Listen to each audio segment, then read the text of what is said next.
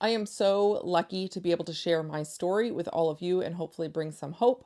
Um, on this Monday memoir, I want to share how I got here. My name is Amanda Sidell. I'm a licensed clinical social worker. I am an inspired coach with the Inspired Consulting Group, specializing in parenting coaching, particularly supporting parents who have teens who are struggling with their mental health.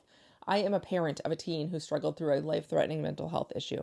I'm able to share that as I reflect today. I'm able to share that because my teen shared it. For several years, we kind of lived in darkness. The story of supporting a struggling teen is so hard and so personal, and it can come with a lot of different feelings. It could come with shame and guilt and a million different experiences. But when it's not your story to share, it's your teen's story, we can feel trapped, we can feel alone. So, out of respect for my teen, I didn't want to share what was going on because they weren't sharing what was going on. And so I sat there alone and isolated and with with my own personal story to share that I couldn't. And so that felt really trapped. I forever am proud, courageous, grateful. I don't even know if those words capture it. My child decided to share their story, not because I told them to, because they decided they wanted to. And when they realized they shared their story for the first time, it was on a public radio interview.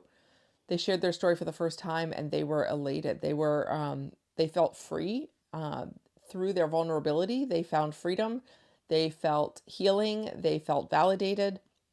And so that is what's kicked off their willingness to share their story publicly in many different forums. Now they've shared their experience with mental health and their mental health crisis with healthcare providers, with other parents, with the public, with other teens who are struggling, and through a podcast called Inspired Insights podcast.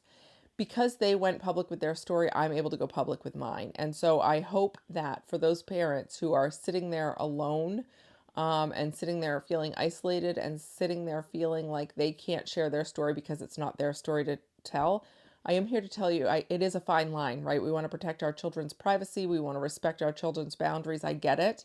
And I recognize the privilege that I am in a unique position because my child has been so open with their story, and now I'm able to be open. But I hope that I'm here to share my story because I want you to know that you're not alone. There are so many people who are sitting thinking that they're the only ones, or thinking that no one else understands what they're going through, and that is actually not the case. And so my advice to you is to find a small group, find your village that you can share your story with. Seek professional help. You could share your story with a counselor who confidentiality will absolutely be upheld. But don't sit there alone. Figure out a way that you can respect your child's privacy, respect your child's boundaries, and find an outlet to share what your experience is. You may be modeling this. Like, if you seek out a counselor and share your story with them, you're modeling to your child that it's okay to share what you're experiencing, and it's actually freeing to share what you're experiencing. So that's my Monday memoir for today. That's my journey. Again, I'm forever in awe of the courage that my child had to share their story, and I have followed their lead, and it's humbling and scary and many other things to put myself out there so publicly, but my kid did it, so I can too. I hope this helps. You're not alone. Sorry I'm rambling. Have a great day.